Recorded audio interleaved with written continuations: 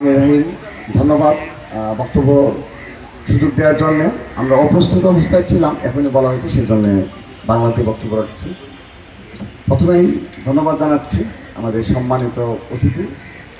আজ এই ঢাকা বিশ্ববিদ্যালয় মেডিকেল সেন্টারের যে আধুনিকায়নে এই টিকা গ্রুপ যে ভূমিকা পালন করেছে এবং সর্বোপরি মুসলিম বিশ্বের এক অন্যতম নেতৃত্ব দানকারী এবং পুরো মুসলিম বিশ্বের নেতৃত্ব প্রদান করছে, সেই তুরস্কের যে সহযোগিতা ধারাবাহিকতা রয়েছে, আমরা আন্তরিকভাবে ধন্যবাদ জানাচ্ছি।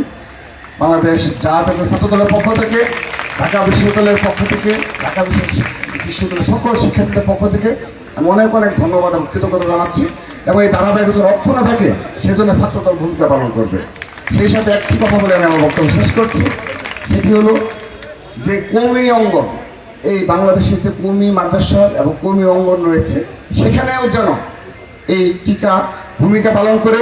এবং আপনার সুদৃষ্টি কামনা করছি, কওমি মাদ্রাসার জন্য আমরা সুনির্দিষ্টভাবে আগামীকাল আপনার নিকট কিছু প্রস্তাবনা পৌঁছে দেব।